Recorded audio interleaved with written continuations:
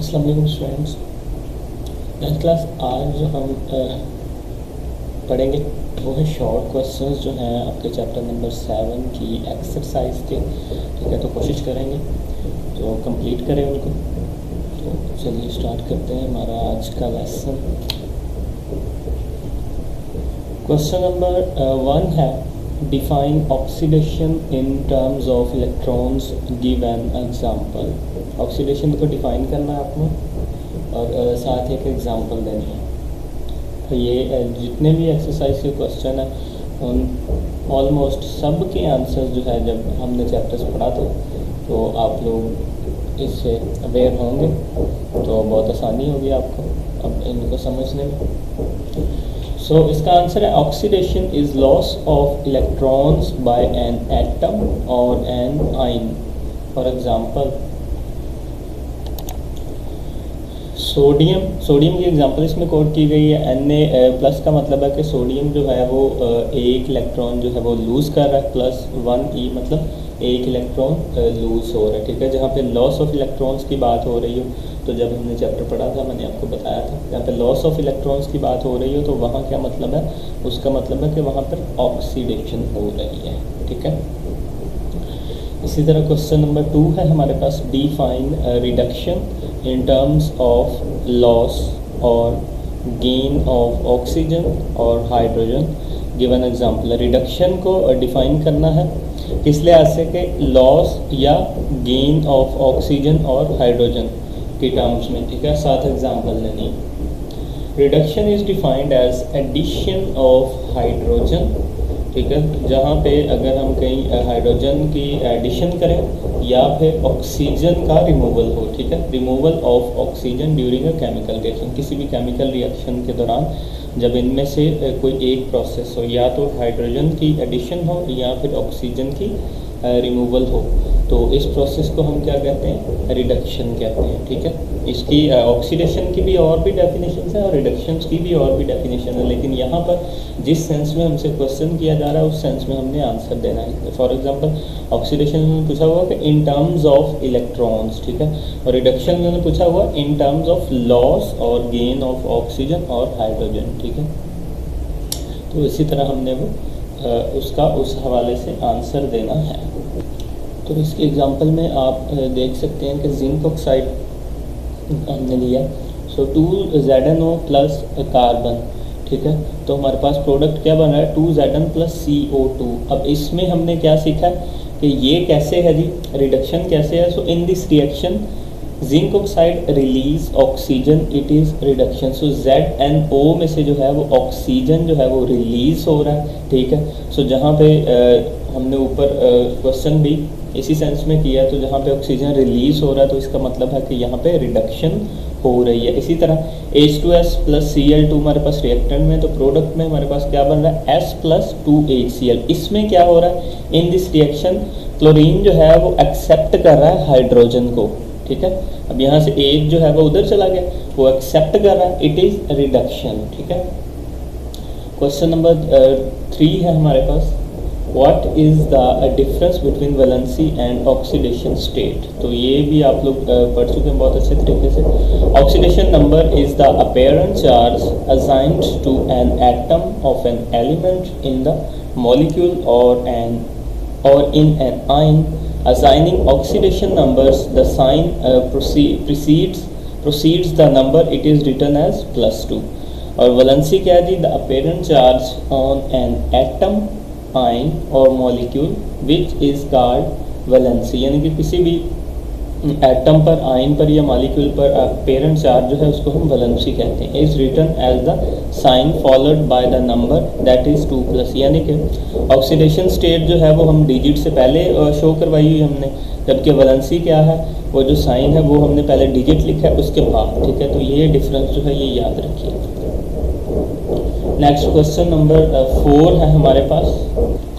Question number 4 है differentiate between oxidising and reducing agent. Oxidising agent और reducing agent आप ये टॉपिक भी पढ़ चुके हैं, उसमें मैंने सारा समझाया भी था आपको, तो उसका जो है प्रॉपर शॉर्ट क्वेश्चन में हमने आंसर देना। ऑक्सीडाइजिंग एजेंट क्या होता है, an oxidising agents is a species that oxidizes a substance by taking electrons from it. For example, non-metals are oxidizing agents. जो non-metals हैं उनको हम oxidizing agents जो है वो करते हैं कंसिडर। reducing agent क्या है? reducing agent is a species that reduces a substance by donating electron to it। ये इनमें मेन डिफरेंस है। oxidizing agent में आपने ये टर्म याद रखनी by taking electron from it। reducing agent में आपने एजेंट में क्या याद रखना? by donating electron to it। ठीक है, इसकी एग्जांपल क्या है? all metals are good reducing agent। ठीक है, जो नॉन मेटल्स हैं वो ऑक्सीडाइजिंग एजेंट में एग्जांपल है और जो मेटल्स हैं वो रिड्यूसिंग एजेंट्स में। ठीक है, इसी तरह question number 5, differentiate between strong and weak electrolytes. Strong electrolyte कौन से होते हैं? The electrolytes which ionise almost completely in their aqueous solutions and produce more ions are called strong electrolytes. For example sodium chloride and sulphuric acid. ठीक है, weak electrolyte कौन से होते हैं? The electrolytes which does not ionise completely in their aqueous solutions and can not produce more ions. ठीक है, तो इनमें डिफरेंस जो है वो मतलब सिंपल सा है। ठीक है, विच जो स्ट्रॉन्ग इलेक्ट्रोलाइट्स हैं वो कम्प्लीटली आयनाइज होते हैं अपने उनके एक्वस सॉल्यूशंस में, जबकि वीक इलेक्ट्रोलाइट्स में जो है वो कम्प्लीटली आयनाइज नहीं होते एक्वस सॉल्यूशन में और वो मोर आयंस जो है फर्दर आयन जो है वो प्रोड्यूस नहीं करते। ठीक है, लेकिन स्ट्रॉन्ग इलेक्ट्रोलाइट्स में क्या होता है? वो प्रोड्यूस मोर आयंस। ठीक है, तो इसकी एग्जांपल क्या है जी? Are called weak electrolyte. For example acetic acid जो है इसकी एग्जांपल है। Question number 6, how electroplating of tin on steel is carried out. Electroplating वाला जो टॉपिक हमने पढ़ा था तो उसमें टिन के बारे में हमने बताना है, टिन ऑन स्टील।